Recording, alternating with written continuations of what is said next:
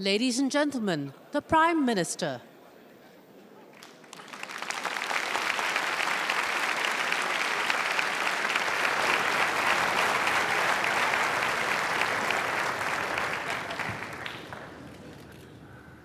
Singapore has come a long way. It's the work of generations, each standing on the shoulders of the one which came before. And it started with one special generation, the pioneer generation. And one outstanding member of the pioneer generation was Encik Yusof Ishak, our first president. Encik Yusof showed that in Singapore, you can rise to the top if you work hard. He stood for enduring values that underpin Singapore's success: meritocracy, multiracialism, modernization. He was a president for all Singaporeans. So to mark SG 50, as I said in my Malay speech, we'll be honoring Encik Yusof in three ways. We're naming the new mosque in Woodlands, Masjid Yusof Ishak. We're renaming the Institute of Southeast Asian Studies to ISIS, the Yusof Ishak Institute. And we are creating a Yusof Ishak Professorship in Social Sciences in NUS. Encik Yusof was not just a national leader, but he was also somebody you could get to know and get close to on a personal level. And I first met him when I was 7 years old. The family was on holiday up in Fraser's Hill at Singapore House, and Encik Yusof and his wife came up for a visit and brought toys for us children. And I think I still remember that he gave me a little model aeroplane which would fly powered by a rubber band. About 1959. I got to know the family better when he became Yang di-Pertuan Negara, when they stayed in the Istana grounds. And I used to play with his son, Imran. In fact, it was Imran who taught me how to ride a bicycle on his bike. So several years later, when I won the President's Scholarship, I was very honored to receive it from Encik Yusof. And we're very happy that Puan Nur Aisyah is here, and we're very happy that we have this opportunity to honor Encik Yusof for our 50th anniversary.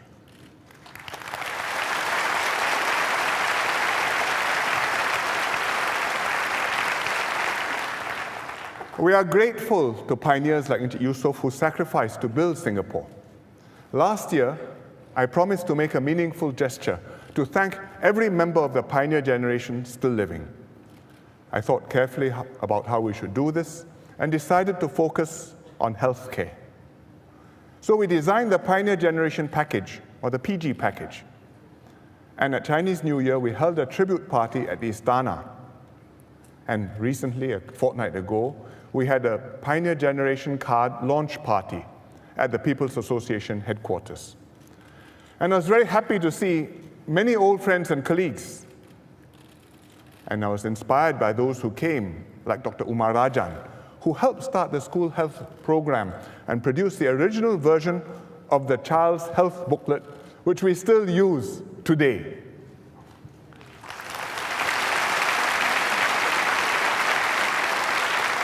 I think nearly all of us here must have at least one of those booklets at home, some more than one generation's worth of booklets. Many other happy and heartwarming PG events all over Singapore. For example, these are the first organizing secretaries in the People's Association. They were the pioneer managers of our community centers in the 1960s, and the frontline soldiers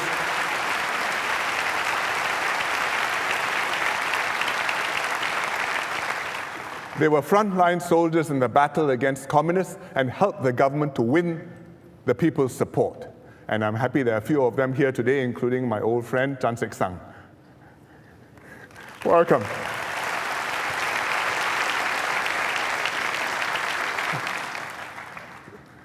The next group are the pioneer educators at MOE's Pioneer Tribute Dinner. They taught our children, they built up our education system, and this young lady is Mrs. Ambia Vaga. She's holding up a letter of thanks from an ex-student, and she's 100 years old this year.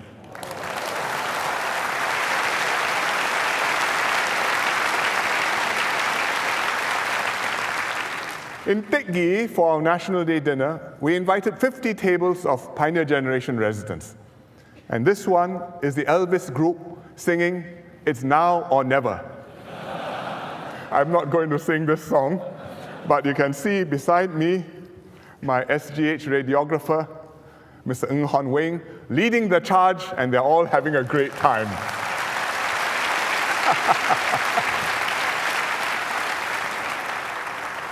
So tonight, besides my usual guests, I've invited 50 PG seniors to represent the 450,000 PG Singaporeans. So can I invite them, as well as all the other pioneers who are here tonight, please to stand up. 建国前辈请起立 Golongan perintis, silakan berdiri.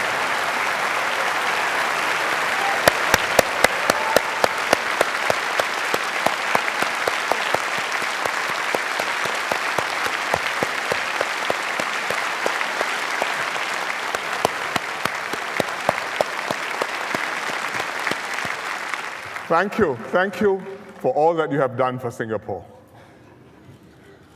Our pioneers were ordinary people who worked together to do extraordinary things.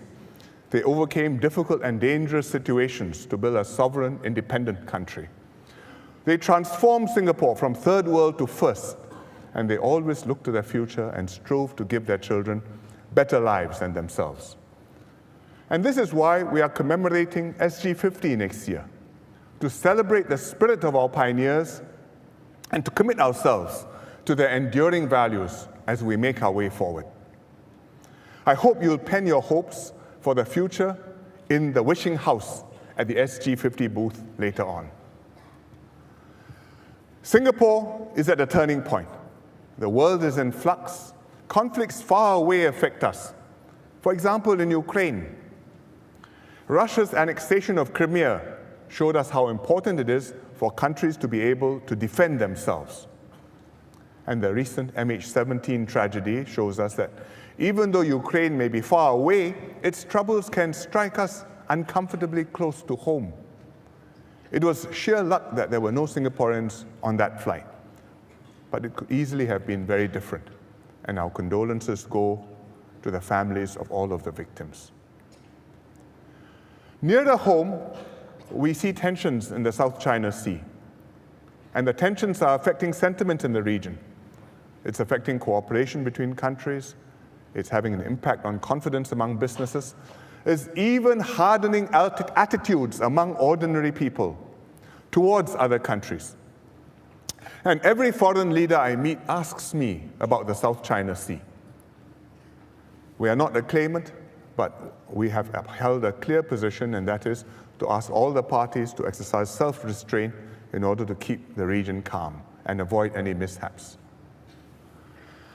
There have been some positive political developments in Asia. There are new leaders, or there will be new leaders, in Indonesia and in India. Mr. Joko Widodo, or Jokowi, has won the presidential elections in Indonesia, and Mr. Narendra Modi is a new Prime Minister in India. They enjoy strong public support, but their tasks are not easy. How their countries fare will affect the whole region, and I'm looking forward to working with them and doing more with Indonesia and India. Singapore is changing too. There's a new generation with new aspirations. There's the aging population, which is creating new social needs. We have a better home, but we have the potential to do much, much more. Amidst these changes, Singaporeans ask ourselves, how can I improve my life? What happens to me when I get old? Where will Singapore be in the future? So as I said in my NDR last year, we are taking a new way forward, each one of us giving of our best, the government and the community doing more to support individual efforts, and together we create a brighter future for all of us. We've made steady progress this last year. We've stabilized the housing market, we've cleared the HDB queue, we've settled the details of MediShield Life. We are keeping paths up open through education, including opening up the P1 admissions rules this year. We're expanding our public transport network. The Bus Service Enhancement Program, the BSEP, has improved bus services. MPs are asking for more buses, more services. For the MRT network, we've just announced the Thomson East Coast Line a couple of days ago. So this year, I will focus on 3 topics: giving our people full opportunities to achieve their potential, providing Singaporeans more assurance in retirement, and making this Singapore a home for all ages. Singapore must always give our people full opportunities to achieve their potential. Our pioneers showed that we can do anything, provided we set our minds to it. And we must build on their legacy and continue to give every Singaporean the confidence to shoot for the stars. Education is an important part of this. And that's why every year I speak on different aspects of education. And this year I will focus on ITE and poly students. Our ITE and polys are world-class. Foreign visitors are amazed by the facilities, better than many universities. Investors are impressed by the quality of the graduates, well-trained, can-do, productive. And our students themselves are great examples of resolve, strength, and character. People, for example, like Divesh Singaraju, who was diagnosed with lymphoma when he was 10. He recovered, led a normal life. He fell in love with aeroplanes after visiting the cockpit of a Silk Air aircraft. He qualified for JC, but decided to enroll in Singapore Polytechnic to pursue his passion for aeronautical engineering. Unfortunately, his cancer relapsed, which delayed his studies by a year. But he recovered, went back to school. This year, graduated top of his class.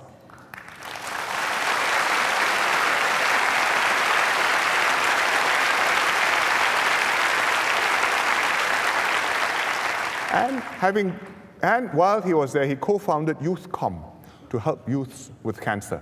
He's going on to Imperial College to study aeronautical engineering on an SIA Cinder scholarship, and I wish him every success.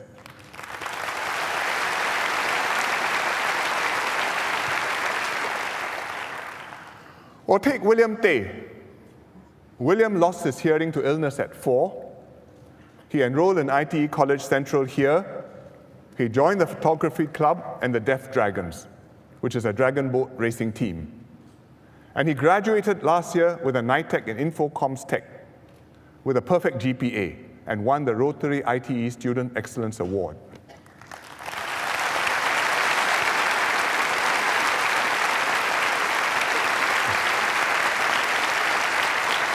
Welcome, William. Now he's in the Poly, studying for a diploma in Infocom Security Management, benefiting from the Special Needs Education Fund, and working with his lecturers to come back to his alma mater to start a sign language CCA club here in IT College Central.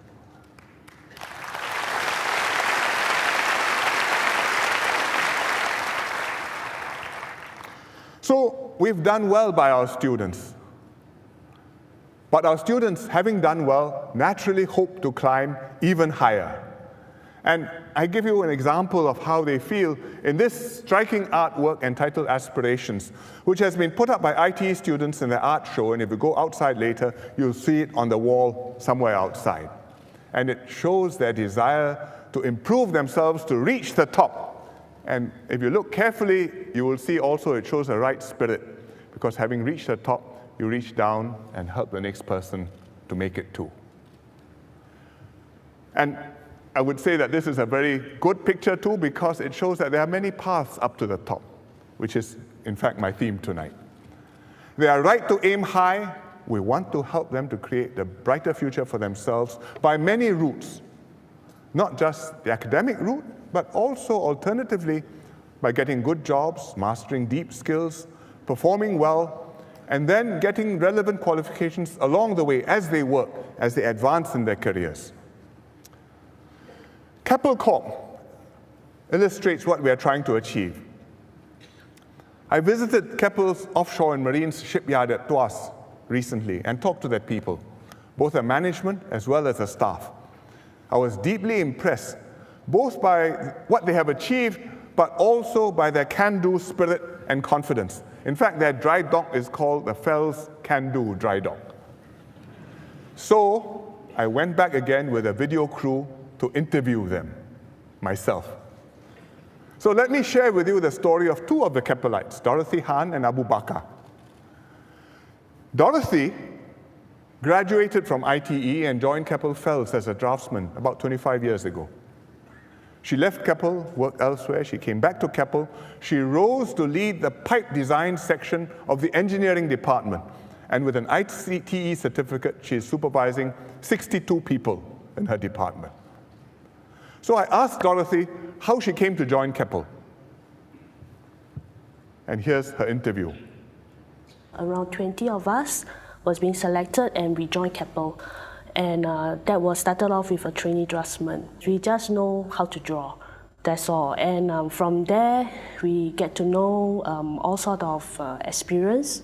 And we even climbed a ship, and that was my very first time where... Must be quite tough. You must put on a hard hat. Yes, yes, for a lady, and everybody was saying, hey, you are a lady, why you chosen so sweaty kind of jobs to come into a shipyard where there's very dirty and all that.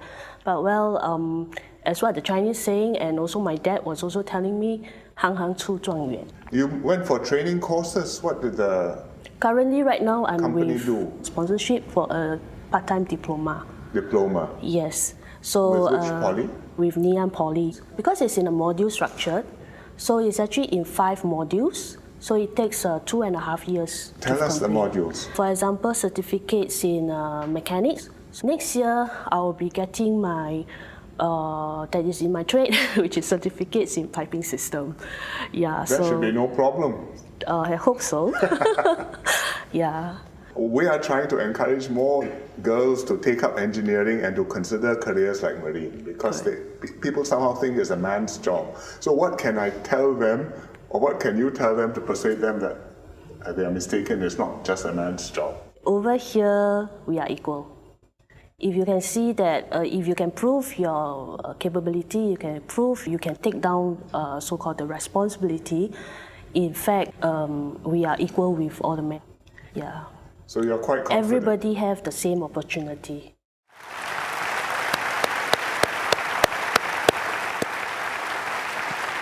For the benefit of those of you who didn't catch the Chinese words, Dorothy said, 行行出状元, which means in every profession, there's a top master. Abu Bakar graduated from Singapore Poly, and then he joined Keppel Shipyard as an assistant safety officer. Now he's working in Nakhilat, Keppel Offshore and Marine, which is a joint venture shipyard Keppel did with a Qatar company in Qatar, specializing in solutions for gas carriers and offshore structures. I asked Bakar how long he'd been in Qatar. How long have you been there in Qatar? I've been there close to 4 years. What are you doing there? You're running the shipyard there. Chief Executive Officer. So you're running the operation, you're in full control, or you have to discuss with a Qatari co-CEO? There's no co-CEO. Did you expect to be running a shipyard in Qatar when you joined Keppel? No, never. So you went on training courses along the way? Yes, Keppel gave me a lot of training. There's a lot of management courses, training that they give. Only in fact, recently I just went through the executive MBA. With SMU? Yeah. So you did the EMBA, you've completed it already? Yes, I completed it last year. And it's quite a good program, good exposure, because I want to have a MBA that give Asian perspective. Because the program itself brought you to Wharton, to China, Beijing, to Hyderabad, and also, of course, Singapore. You went into the program. Some of the other people on it must have already been graduates. Yes, in fact, most of them. So did you feel you were able to cope equal with them, or no, at that any difficulty because you've had so many years of experience? Yeah, I think quite easy, because I think quite relevant to our job. In EMBA, and in fact, to me it was very timely, because you have a new company to run. Because it's totally a new startup yard. You run there, you run a new business. You were applying in your work what you were learning on the EMBA. Yes, that's why I say quite timely, because I use the course as a platform for me to discuss my problem. You get free consultancy. Yeah, they have 30 over people to consult. so it's quite very timely. Seriously, very timely, because that's where you ask the lecturer with real life difficulty that you have, and I really appreciate that.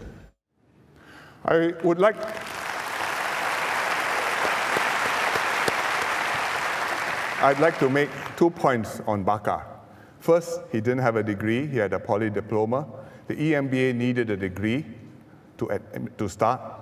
So Keppel, Mr. Chu Chiao-Beng, wrote a letter to SMU vouching for Bakar's experience and capabilities, and Keppel accepted that and took him in, and he did well on the course. So the employer support is very important. Secondly, Bakar is a good NS man.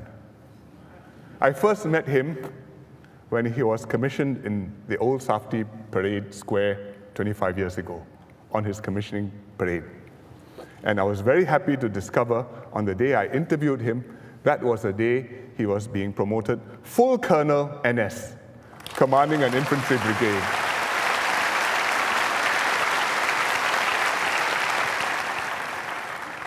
So Keppelites like Dorothy and Abu Bakar can advance because Keppel O&M values every worker. And the tone is set from the top over many years by leaders like Mr. Chu Chiao-Beng and sustained by the current Keppel leadership. So well done, Keppel.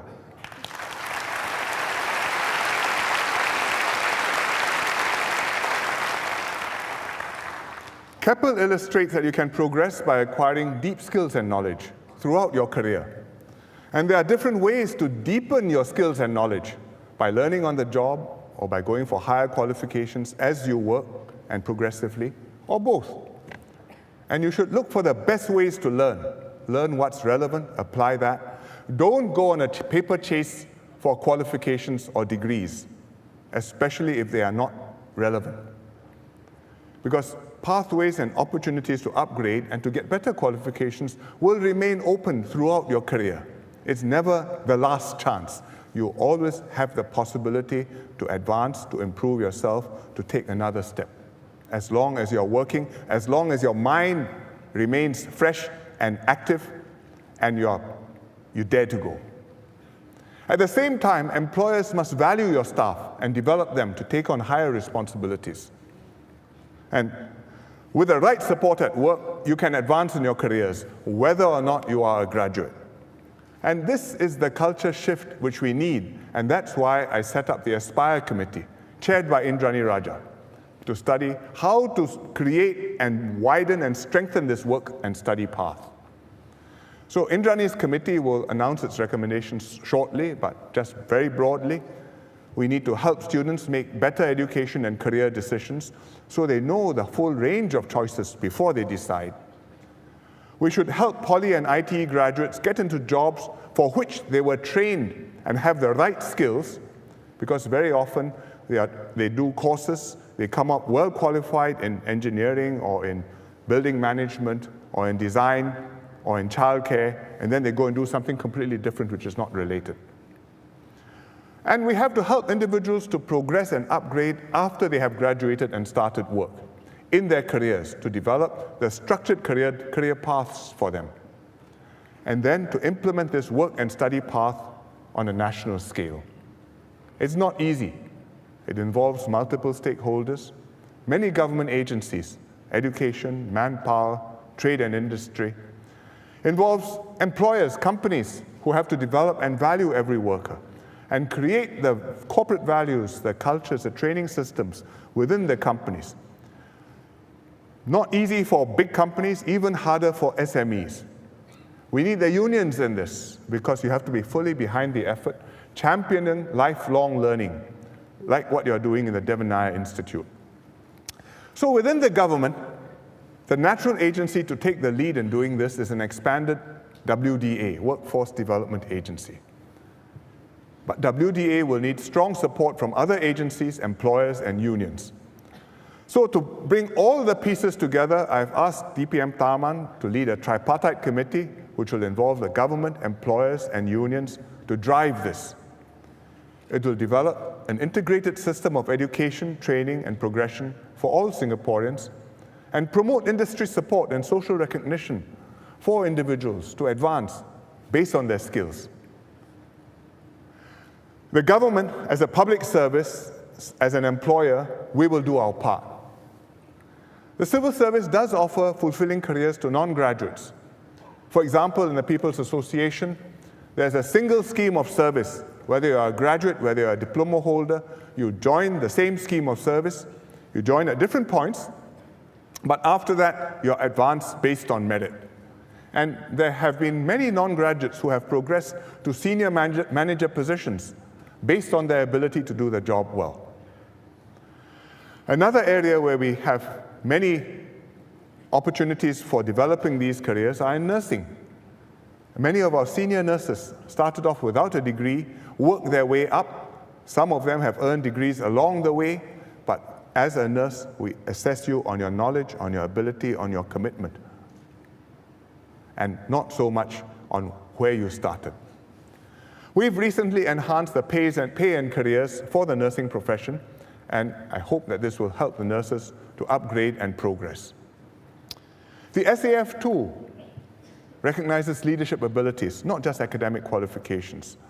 And there are many paths upward for non-graduates and military experts. And as Colonel Baka's example shows, you don't need a degree to be a good commander. So the public service can and will do more. We'll put more weight on job performance and relevant skills, rather than starting qualifications. We'll merge more graduate and non-graduate schemes to give everyone the same opportunities on the same career track. And we'll promote non-graduates more quickly to what used to be considered graduate-level jobs once they prove that they can do it. But to succeed nationally, we need two strategic factors which will help everyone to achieve their potential. One, you must have economic growth to create opportunities for our workers to rise. Keppel can offer opportunities and create career pathways because it is a successful company. Likewise for Singapore, our economy must be competitive too. Companies have to be able to prosper, investments must still want to come to Singapore. We must have growth in order to look after our people well. So we have to be hard-headed in order to be good-hearted. Secondly, and just as importantly, we need a cultural change. Because fundamentally, this is about our values, about how we value people. And Singapore must always be a place where everyone can feel proud of what they do, where you are respected for your contributions and your character, and anyone can improve his life if he works hard, and everyone can hope for a better future. There's one more Keppelite who personifies this story, and he is Roy Lim. He left school after Sec 2. He started out working as an apprentice in Far East Levingston Shipyard, which later on became Keppel FELS, and he started working 37 years ago. With support from Keppel, he completed NTC 3 and then NTC 2, and today he is one of 2 shipyard managers of Keppel FELS, and the 2 of them together manage Keppel's 2 biggest shipyards in Tuas and have 12,000 people under their charge. And Roy said, "I can never imagine someone like me with no education can rise to be a shipyard manager." Here's my interview with him. You've been with the company all over, right? Many departments and also overseas. Oh, yes, yes. You were in China? I was in China, I was in Vietnam, I was in India, I was in Holland, I was in Finland. Finland is the one that is terrible. Why? Because I'm alone. Oh. All right, and I got to deal with the Russian and the Finnish. Oh, right. I was there to as a warranty engineer for the multi-purpose vessel. So I need to engage interpreters to communicate with them. Okay. And I realized that there's one day when I was alone, okay, in the evening, actually I wanted to go for my dinner. All right, so I popped into a restaurant. And the guy chased me out. You know what he said? "You are Vietnamese, you're not allowed to come in." I look at the guy, I stand for a while, then I give a thought. I take out, I'm a Singaporean, I take out my passport, and they allow me to go in. Oh, it's a powerful passport. Powerful passport. You didn't think of giving up? Never give up. Later I tell you that, but I want to give up. I have this problem, okay, I'm trying to solve, I can't solve, okay, and actually I call my wife. I say, I want to give up. I say, it's very tough, okay. It's all on my own, there's no support from Singapore. All right, while if you are in Singapore, you're very comfortable because you have any problem, you just beep, beep, beep, everybody will come to attend. Yes, indeed. All right, so I called my wife, I said, hey, I want to give up. All right, then my wife told me, don't give up. Finish the job. Even though you want to quit, finish the job and come back with your head high so that at least you fulfill your obligation. But my wife told me one thing, don't worry about family. Let me take care of the kids. You concentrate on your work. That will actually ease me a lot of things. So I continue to finish the job.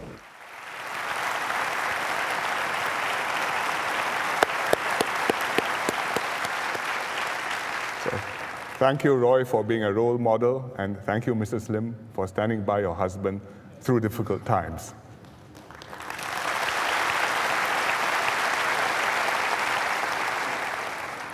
There are many other Roy Lims and Mrs. Lims in Singapore.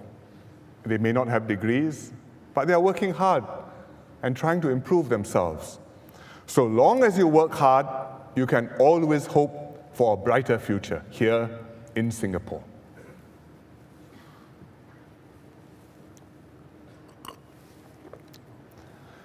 Besides creating hope for the future, we must also give assurance to those in need, especially our seniors. By and large, seniors in Singapore are doing well. Many have savings and investments. Some are happily working. Others are getting good support from their children.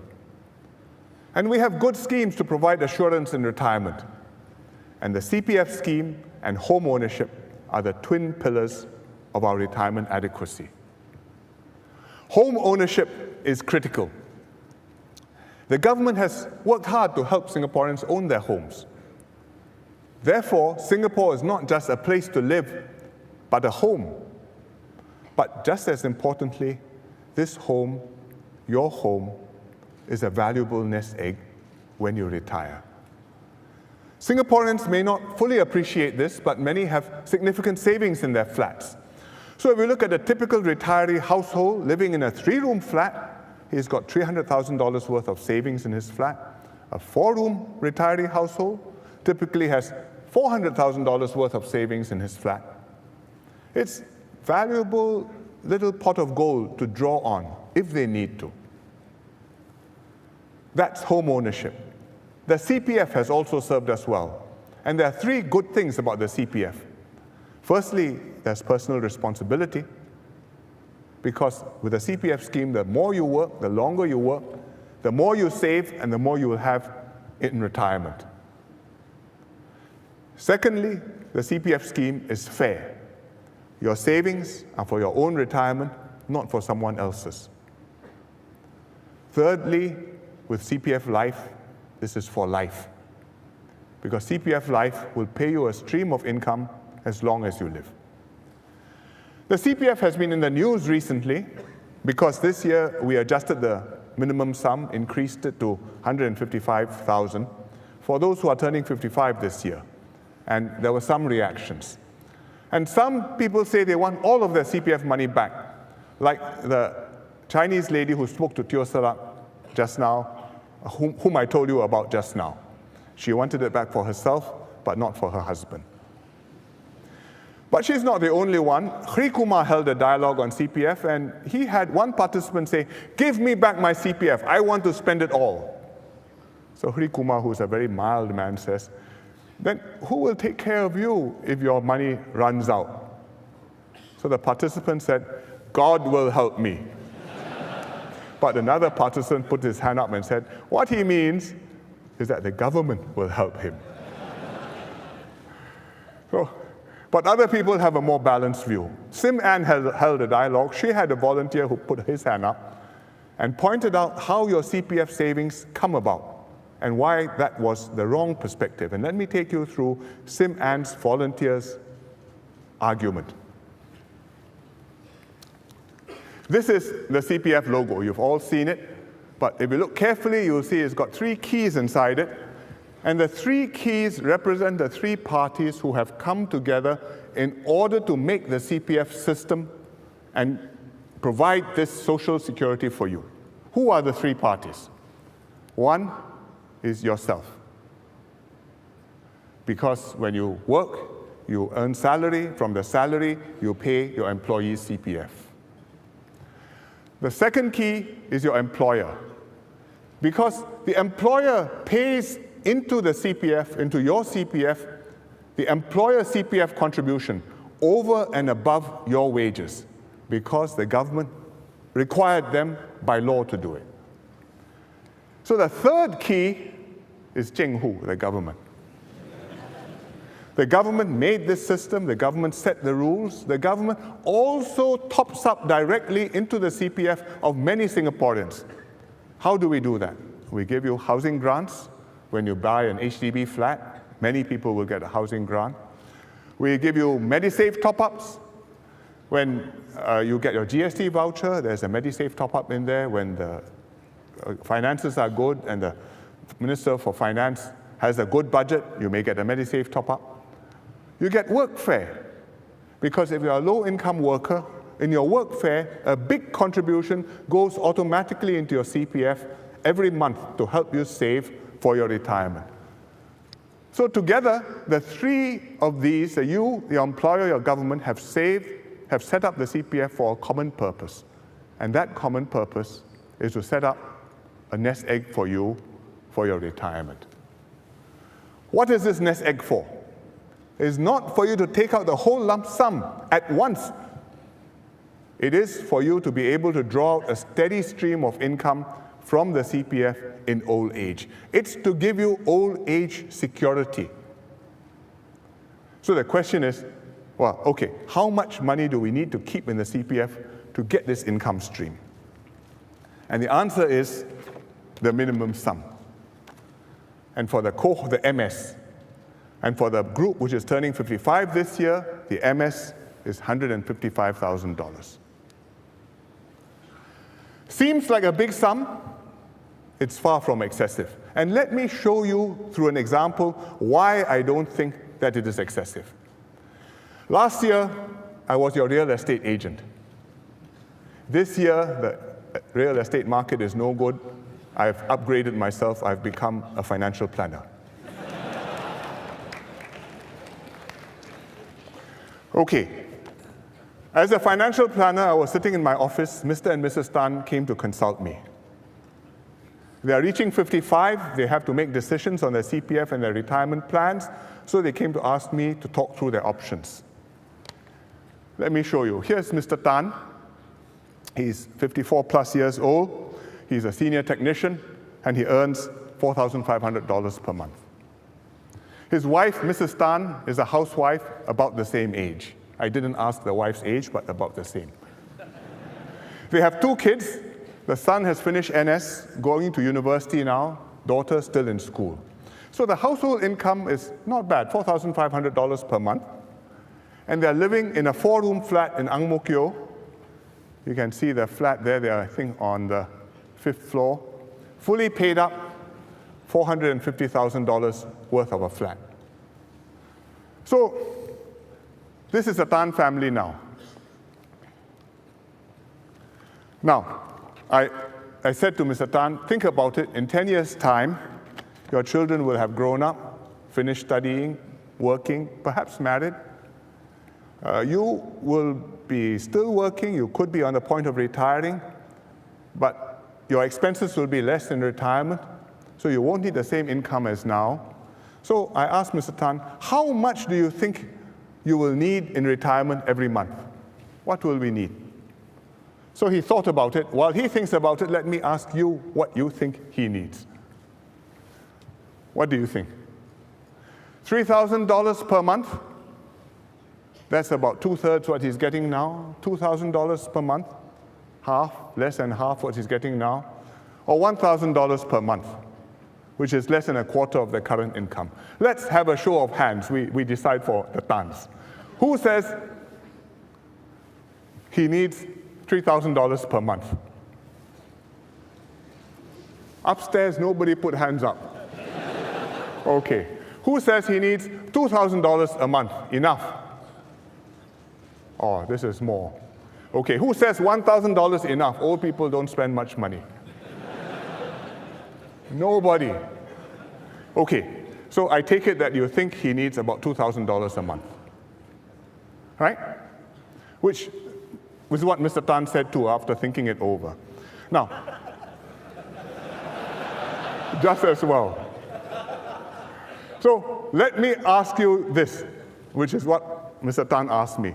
To get $2,000 a month from the age of 65 for the rest of his life, how much money do you think he must put in to the CPF now and lock up so that 65 years old he can start drawing $2,000 a month? So Mr. Tan didn't know the answer, but I had a calculator. CPF has these things, and they did the sums.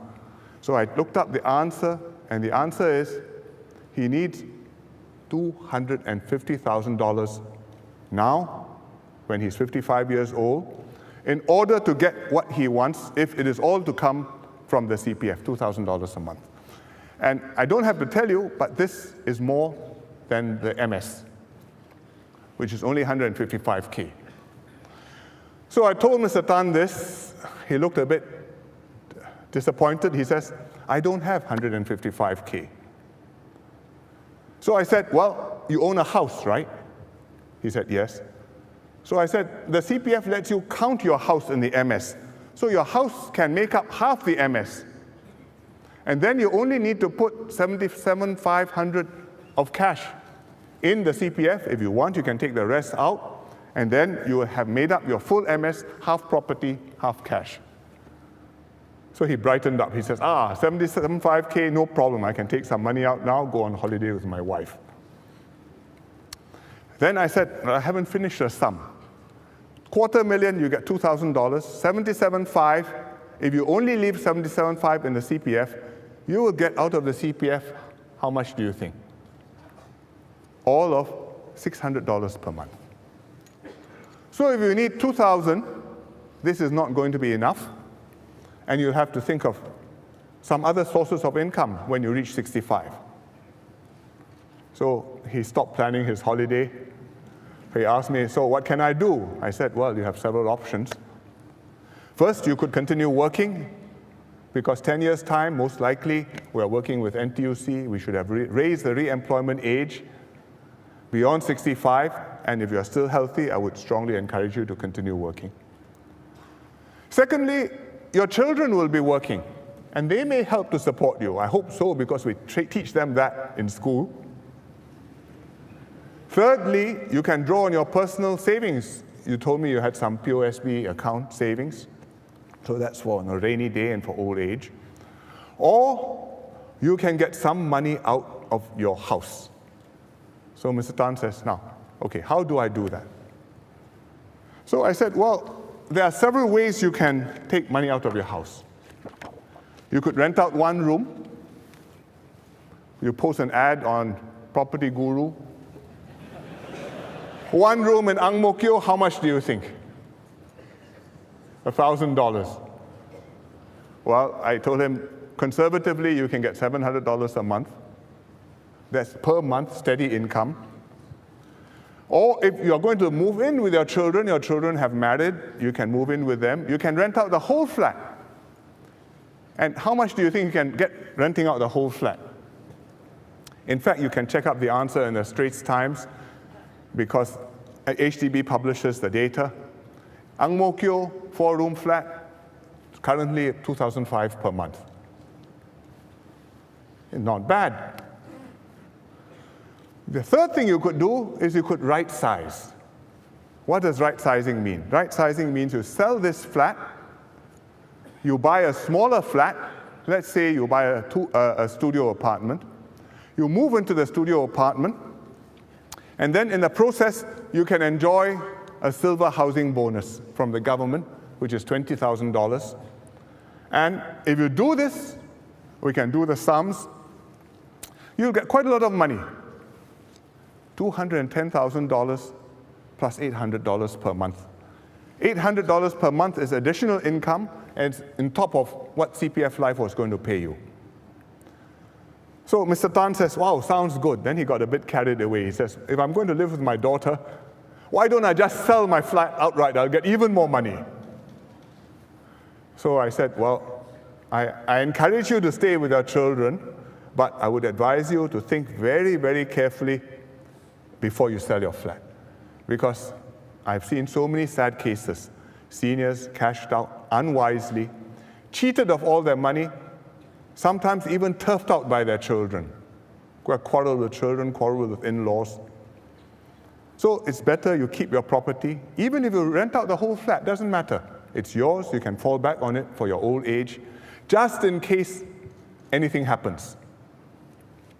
So he paused again. Then he asked me a new question. He says, my neighbor, 3-room, he just turned 65. He's a bit older than me. He did a lease buyback with HDB. How does that work? So I said, sorry, lease buyback not for you. Lease buyback 3-room, your 4-room cannot. So he says, never mind. Assuming can, then how? So I said, okay, if you really want to know, let me explain to you, but remember, cannot. So here's how it works. You bought this flat when you got married, and it came with a 99-year lease. Looks very long. So this line is a 99-year lease on your flat. You've lived in it since then, now quarter century. In 10 years' time, you'll be 65 years old, and you will still have this long lease left. In fact, the long lease left is about 65 years.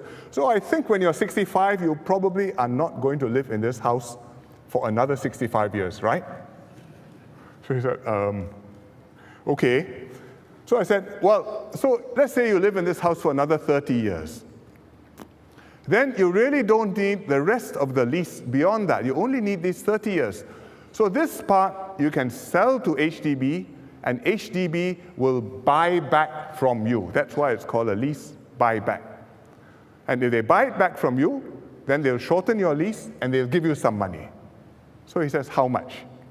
So we did the sums, assuming he can get it. Well, he gets $27,500 plus $900 per month. And again, this is on top of what he gets from CPF. It's not quite as much cash as if he's right-sizing, but that's because he can continue to stay in the same flat. And he can even rent out a room in the flat if he wants. But I said, sorry, yours 4 rooms, so no lease buyback. So Mr. Tan says, oh, what a pity. Can I see my MP or not? To appeal for lease buyback.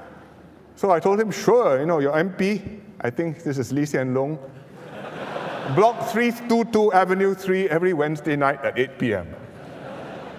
And that's how my advisory session ended, and next thing I knew, I saw Mr. Tan at my MPS. So actually, what Mr. Tan wanted, which is to have the lease buyback for 4-room flats, many other Singaporeans also want. Last year, we held the Our Singapore conversation, and there were many seniors who were living in larger flats asking for lease buyback because they felt that right-sizing, moving to a studio apartment, taking the silver housing bonus, they're all attractive options, but they still preferred to grow old in the comfort of their own homes. And I can fully understand that. The surroundings are familiar, your old friends are around you, your neighbors are, you've known them for so long. You don't want to uproot yourself, move somewhere else unfamiliar, set up, and then have to establish your networks and your links all over again. So HDB has studied this carefully, and I'm happy to tell you, as well as Mr. and Mrs. Tan, if they're still watching, that we will extend the lease buyback scheme to 4-room flats.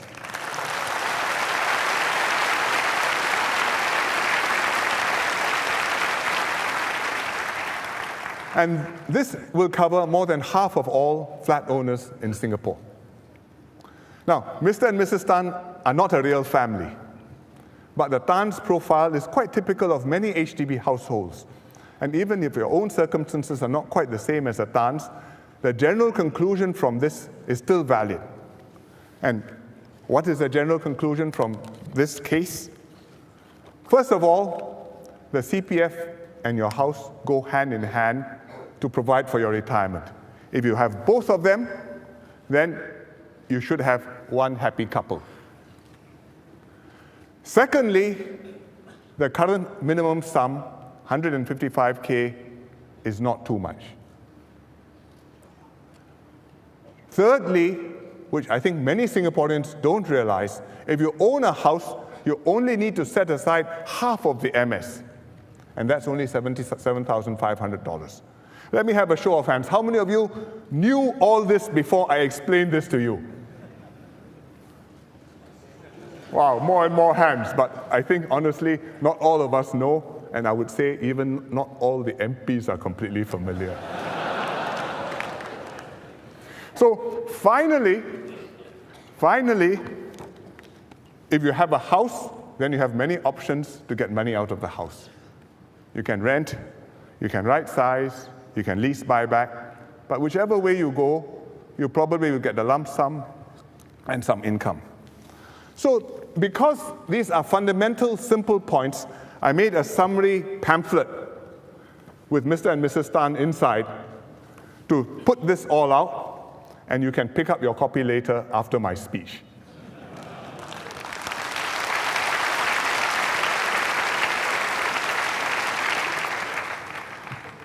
So the CPF scheme is good, but it can be improved. It works well for most Singaporeans, but not quite for all, especially the lower income. And also, it's not quite flexible enough. And I think we can and should improve the scheme further. First of all, we should help the lower income Singaporeans. With a CPF and HDB, for the majority of the population, you can save enough for your retirement. But for a minority, 10, 20%, I think even if they're working, they may not accumulate enough CPF during their working lives. Some of them may not have bought an HDB flat. Some may have no family support to fall back on. And in their case, these individual efforts will not be enough. So the government and the society must help to do more, to help them in their retirement. So for this group, we should supplement their payouts from their own CPF savings with bonus payments from the government. Just the same way as we have workfare to supplement the wages of low-income workers. So we should have a new scheme for low-income elderly. Actually, they're just poor elderly because no more income, but they are poor, they're elderly, and we should call this scheme the Silver Support Scheme.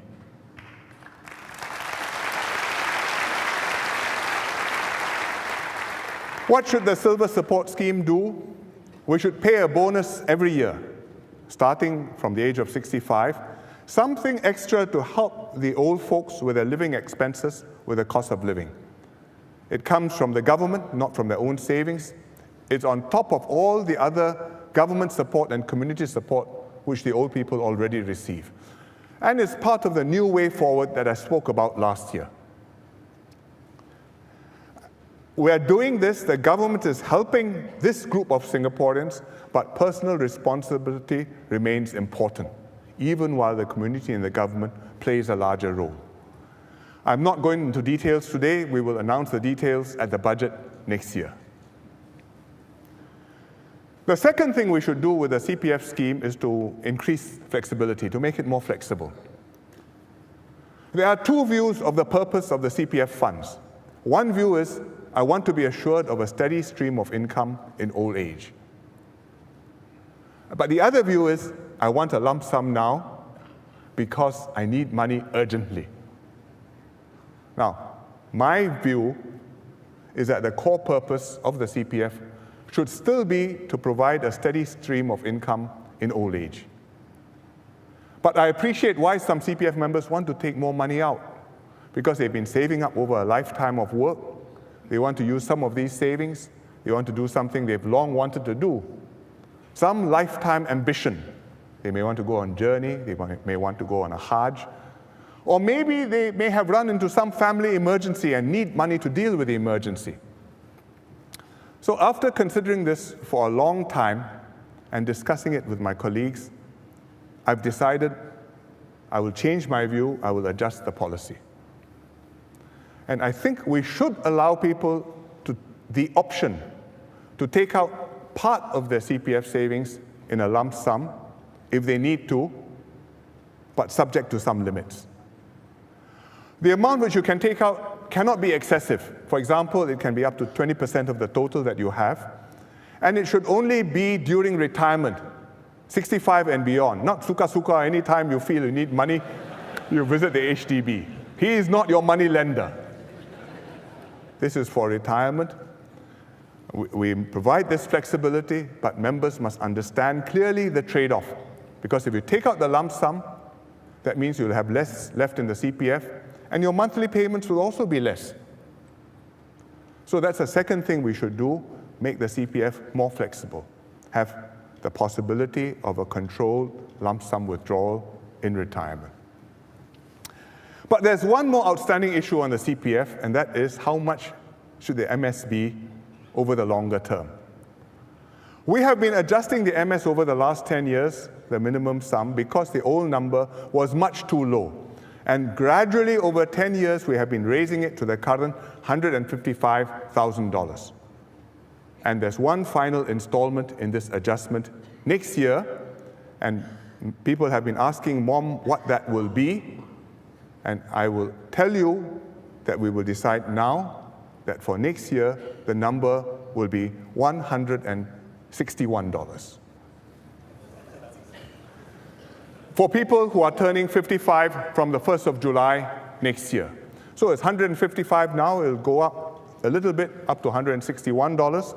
But if you have the property pledge, you only need half of this, and that's $80,500. It's a necessary step, but it doesn't change the overall picture much. Next year, if I'm still a financial advisor and Mr. Tan's younger brother comes to me for advice, the sums will be more or less the same as for Mr. Tan. Beyond this, I don't see the need for any more major increases in the MS. But we will still need to adjust the MS from time to time because incomes will go up, so basic spending needs will increase. People are living longer, and we need to provide more money for a longer retirement. Therefore, we need to build more flexibility into the CPF system and give CPF members more choices. So there are some important, I've sketched a couple of key points, but there are few more important issues to consider. For example, how should we adjust the minimum sum beyond next year so that members can continue to get an adequate basic retirement payout? What should be the rules and the limits for taking out a lump sum? How can members have more flexibility to invest their CPF savings, to accept more risks in the hope of higher returns? And for members who prefer payouts to rise over time because we'd like to be able to cope with future rises in the cost of living, how can we offer members options to do that? Because there's a trade-off. There's a finite amount of money. If you want more later on in the later years, it means that you have to have less earlier on in the earlier years. And some may prefer to do that, some may prefer not to. So how can we offer members a good choice to do this? Mom has worked out some possibilities, but CPF changes are very complicated. So we're going to set up an advisory panel to study all this, and Mom will announce details about the panel soon. So the CPF and home ownership provide for our needs when we retire. They are good schemes. They work well for the majority of Singaporeans, but they are not one-size-fits-all policies. They offer different choices for people in different circumstances. But we are going to improve them further so that we can better support lower-income elderly who need more help, and we will make it more flexible so as to meet the needs of more Singaporeans and give you greater assurance and more options in retirement.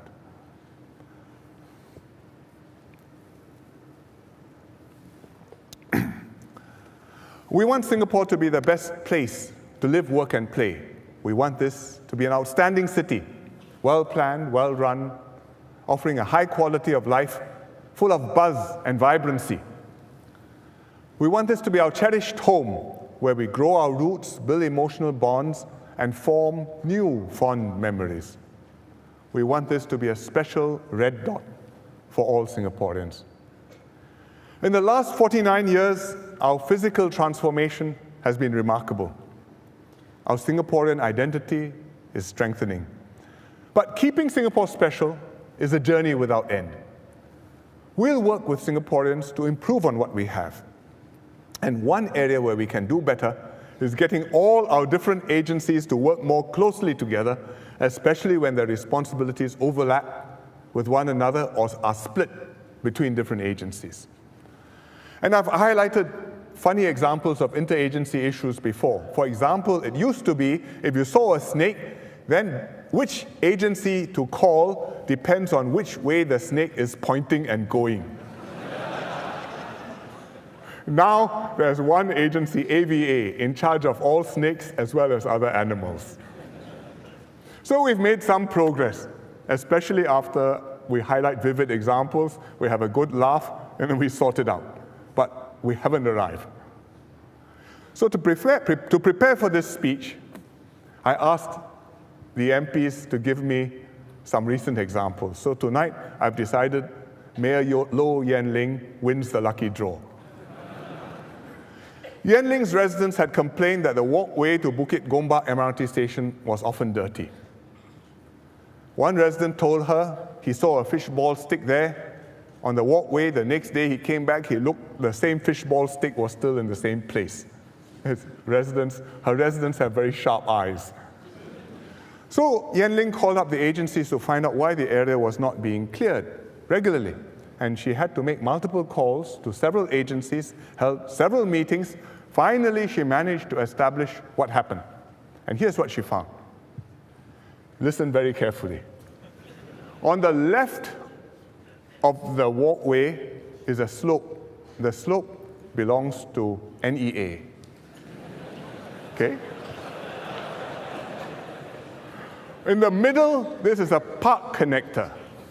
Park connector, 顾名思义, you think of the name, belongs to NParks. On the right-hand side is a pavement.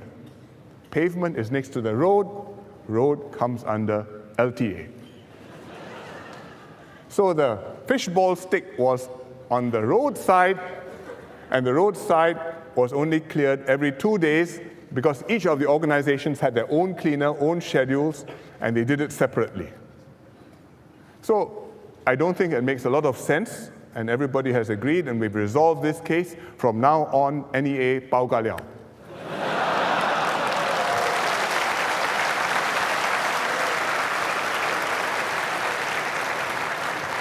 So Yen Ling did her job as a mayor, but she found it a frustrating and difficult experience, even though she's a mayor. So can you imagine if you're an ordinary citizen trying to solve such a problem and running around the different agencies? So it's not the way we should be operating, and we have to do better to bridge these interagency boundaries and to serve the public in an integrated way. Many cities encounter these problems. Some of them have gone into op centers to report and monitor municipal issues. Like Rio de Janeiro in Brazil, they have a very modern op center, looks like a NASA command post. And all the emergency services, all the key public agencies report to it. They have cameras all around the city. You see the screens, they can monitor what's happening. It's manned by 50 officers, and they can give commands and make things happen. If there's a disaster, if there's an accident, they can divert traffic. If it rains heavily, there's a risk of landslides. Because a lot of their slums live on the steep hill slopes, they can sound the sirens, warn people. And during World Cup, they found this op center very useful. So we need to get there also. And we will set up a municipal services office. One authority to coordinate all of the agencies, LTA, PUB, the whole lot, NPark.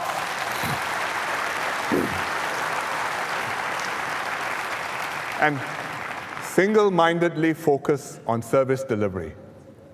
I'm going to put it in MND, but I will appoint Minister Grace Fu to oversee this Municipal Services Office, working with Minister Khaw Boon Wan. So more details will be announced later. Please be patient. We're going in the right direction. We are determined to do better, and I think Grace will do a good job.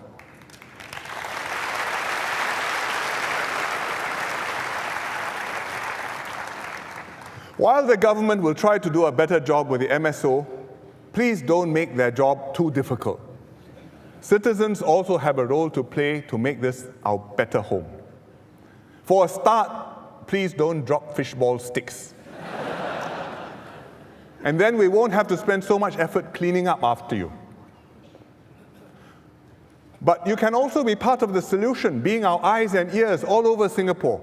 And we can use technology to crowdsource, to involve members, Singaporeans, so that you can give feedback, you can report incidents, problems on the ground. And already we have some apps to do that. For example, Ang Mo Kio Town Council, my own, has iConnect to report estate maintenance issues. And residents take a picture, they send the picture in, Town Council deals with it, and then you get a message back soon saying done or being fixed or on the way. LTA has a My Transport app, so you can provide information on bus arrivals, parking lots, traffic jams. NEA has a new app, My ENV. I was going to demonstrate it to you, but to save time, I'll just tell you about it. You should go and see. It's a very good app. It's newly updated, and it gives you information on the PSI, if there's haze, on dengue. You can see it gives you information, PSI 51, dengue something, water level, in case there's a flash flood somewhere, and the tides. And it also lets you report issues on the ground. For example, litter. Here's a report which somebody has sent in about litter, and there's a photograph. You can have an address there, and the status, it has been submitted. And then if you submit it, NEA will work with the agencies, resolve it, let you know once it's done. All these apps are free, so please download them, use them. And please, but one request, please don't send your selfies to them. This is to help us to do more with technology, with IT. In fact, I wanted to show you a lot more about technology and IT tonight. Our tech people have been doing a lot of work. There are many applications, many gadgets in our plans to make Singapore a smart nation. Not just to run the place better, but so that it can make a difference to people's lives, to patients, to commuters, to students, to households. And there are many ways we can do this. There's an exhibition outside in the auditorium. You can take a look at it later. But there's so much to cover, I've decided to put this aside so that I can do justice to the subject properly, and I'm going to find an opportunity later on to talk about our Smart Nation plans. But tonight, I want to go on and talk about making this our best home. And that goes beyond running our city better or using technology more, because it's about making every corner of Singapore an outstanding living environment. Last year, I talked about our plans to develop Changi, Paya Lebar, Tanjong Pagar, move the port to Tuas. And these are going to happen over the next 20, 30 years. They are long-term plans, but they are acts of faith in our future. Meanwhile, we're already making our island a beautiful home. From time to time, I take a staycation in Singapore. Instead of going anywhere, I stay at home. I visit parts of Singapore which I don't get a chance to visit at work, on duty, and take a walk with my wife. Pretty places, interesting places. Always find something interesting, and once in a while I snap a picture and share it on Facebook. And let me show you some of the things. Marina Bay, dressed up for New Year countdown. MacRitchie, not many of you have been here. This is a treetop walk, the suspension bridge, quite exciting. Vigorous walk, but well worth the effort. Lower Seletar Reservoir at sunset, very peaceful, good for lovers, as well as other residents. Bishan Ang Mo Kio Park, very popular. You can see people on the bridge. This is the Bishan side. The Ang Mo Kio side is just as good, but I thought tonight I should show Bishan. Jurong Lake at sunset. Jurong used to be swamps. We filled up the swamps, built factories, transformed Jurong into an industrial town. We created jobs for Singaporeans, but we also built Jurong Lake and the Chinese and the Japanese gardens. And we've been upgrading Jurong over the years, recently as Jurong Lake District in 2008. Jurong Lake District comes in two pieces. One piece is a Jurong Gateway here, and one piece is the lakeside. This one is commercial, business. This one is more residential and also greenery. The gateway has already been transformed. I sent a drone up to take this picture, a UAV, and just to orientate you, we are looking westwards. You can see the MRT line going. This one, you can just see, this is the Lakeside MRT station. This one is the Jurong East MRT station. This is a big box. This one is the IMM for shopping. This is Westgate. This is the Demonai Institute, open in May Day. This one, not quite completed, is Ng Teng Fong Hospital, Ng Teng Fong General Hospital. It was supposed to be completed by December, but unfortunately there are construction delays, so the opening is pushed back by about 6 months. But we're getting there. So you can see that Jurong Gateway is already transformed, but there should be more to Jurong than shopping malls and industries.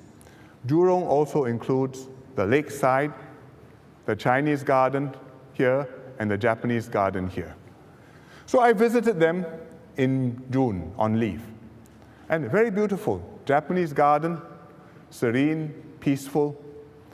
There's a stone, I think it's a marble bridge, traditional design, links you across to the Chinese side, and this is the Chinese side with pretty pavilions and pagodas.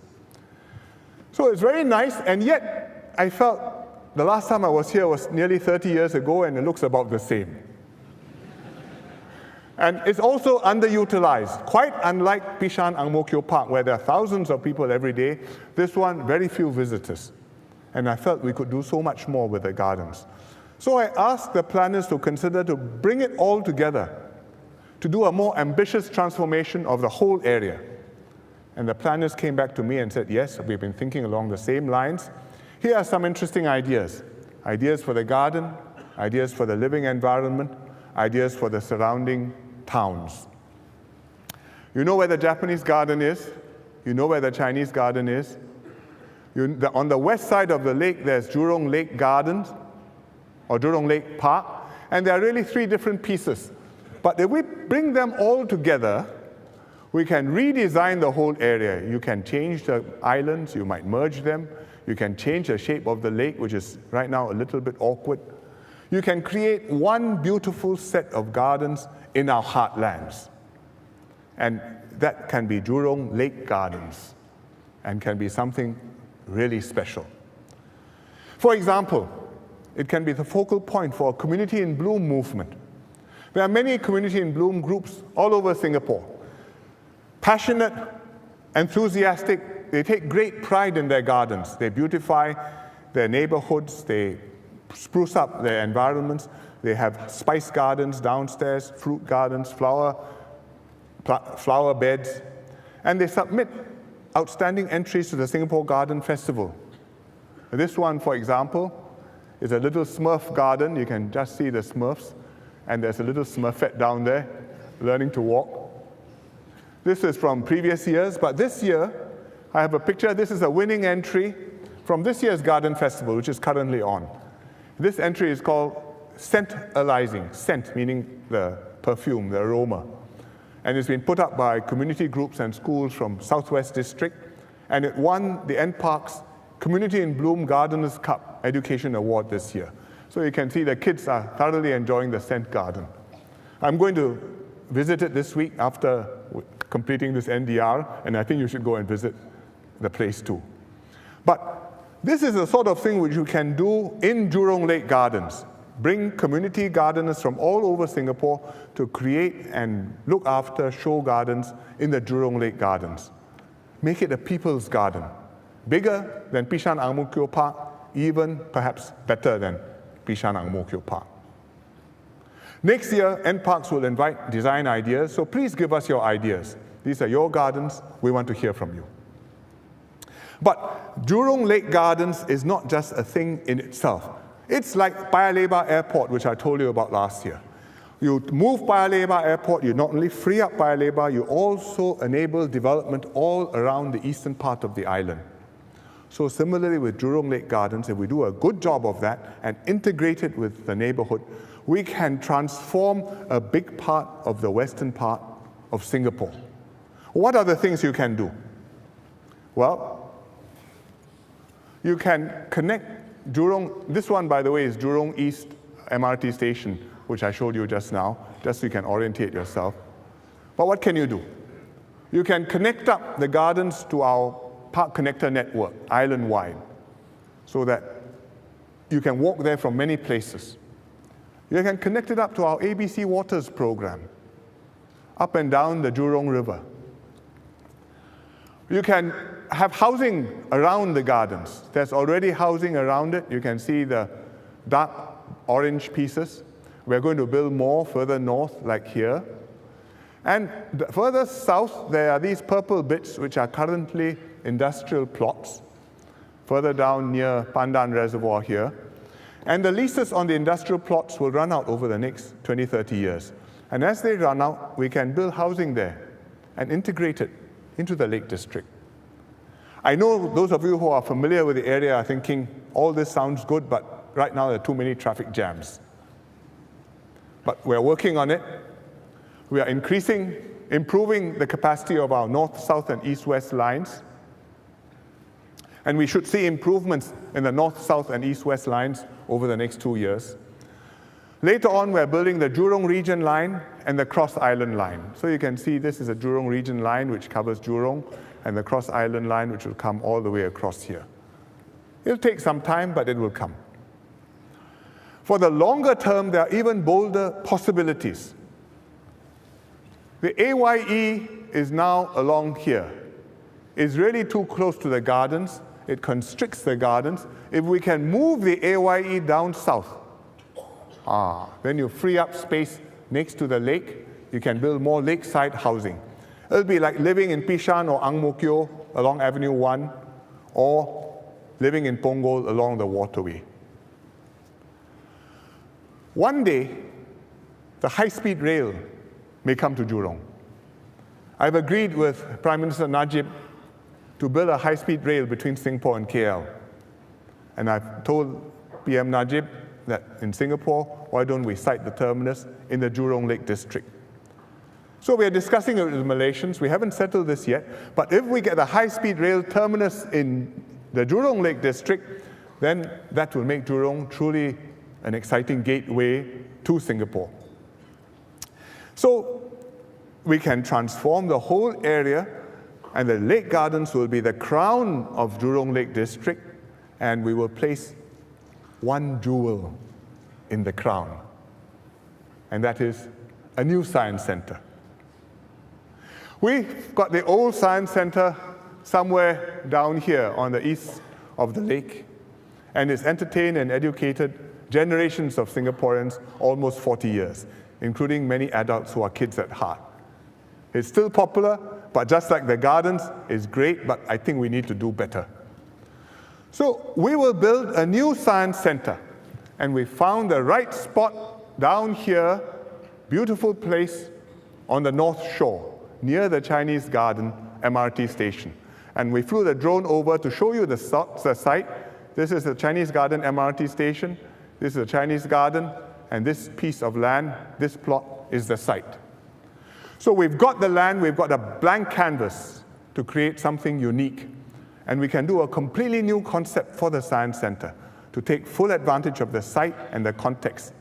We can extend out the center into the gardens, integrate with the living environment, build something which is fun, educational, and spectacular, and celebrate the ethos of our society.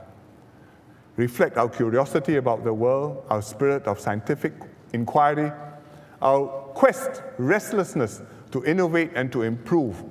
And I think we will inspire and educate our young people in fun and exciting ways.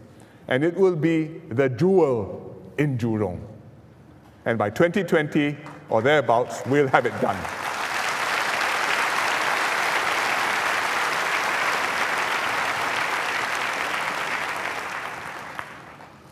We can do this and so much more to keep Singapore special. But what matters most is not what we build, but the power of our human spirit, showing determination and resolve like our pioneers, aiming high and pushing ahead as our young should, contributing in big ways and small to Singapore, no matter what our station in life. In my Chinese speech, I talked about the Xin Yao song, 小人物的歌声, the Xin Sheng, voices from the heart.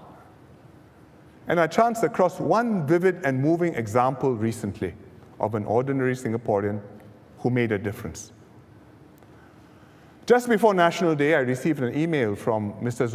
Muhammad Zulkifli, who I found out later is a senior journalist at Berita Harian. And he told me that his father, Mr. Rahmat Yusak, had worked with Mr. Lee Kuan Yew. In the early 60s, Mr. Lee had visited constituencies all over the island to rally the ground in the battle against the communists. We talked about it just now when we talked about the pioneer generation of the organizing secretaries. And Mr. Lee went in an open-top Land Rover. And Mr. Rahmat drove that Land Rover. You can see him here. So Mr. Zulkifli said that his father, aged 95, was very ill. In fact, Mr. Rahmat passed away shortly afterwards. And Mr. Zulkifli wrote to me, he said, "My father was only a driver, but I hope people like him will not be forgotten when Singapore honors its pioneer generation." Well, I remember Mr. Rahmat because I used to follow my father on the visits, and if you look carefully at this Land Rover, you see there's a little finger down here, and the face is hidden, but I think that is me. Mr. Lee also remembered Mr. Rahmat. He paid a tribute to Mr. Rahmat on the 20th anniversary of the PA. And I quote what Mr. Lee wrote then. "I cannot adequately express my abiding gratitude to all those officers who sacrificed so many weekends to accompany me on all the tours, including the cheerful driver, Rahmat Yusak. He drove that exposed Land Rover with full confidence, bringing me to all 51 constituencies. They were dedicated men. They slogged with me to help the government win over the ground. Had the PAP lost in September 1963, the history of Singapore would have been different." For his services, Mr. Rahmat received the Public Service Medal Bronze from President Yusof Ishak. So I say to Mr. Zulkifli, we will never forget your father, Mr. Rahmat Yusak, nor the many pioneers who built Singapore, including Encik Yusof Ishak, our first president, who championed enduring values that helped us to succeed. Or Madam Wong Ah Woon, who toiled for 44 years to put up so many buildings all over the island. Or Dr. Umar Rajan, who kept our school children healthy. They boldly wrote the opening chapters of the Singapore story and paved the way for their children to do better and write the rest. Because of them, we have path breakers like Liang Wenfu and Yan Zhonglian, enriching our lives with song and dance. Skilled professionals like Roy Lim, Abu Bakar, and Dorothy Han, seizing opportunities, pursuing passions, and realizing their potential. Now, it's our turn to give the next generation full opportunities to chase their dreams. Young adults like Divesh Singaraju and William Tay, never giving in to adversity. Ang Tianhua, Hong Tianhua, and Iswandi Wanha, upgrading themselves and becoming masters of their trade. Fauzia Ali and Afzal Ali, launching their careers, and I'm sure in time, making a difference to the lives of others. We have all contributed to the Singapore story. At the heart of the Singapore story is our belief in Singapore. Belief that we can turn vulnerability and despair into confidence and hope. Belief that out of the trauma of separation, we could build a modern metropolis and a beautiful home. Belief that whatever the challenges of this uncertain world, we can thrive and prosper. as one united people. Let this belief and spirit burn bright in each one of us and guide us forward for the next 50 years and more. Together, let us be the pioneers of our generation. Together, let us create a brighter future for all Singaporeans. Thank you and good night.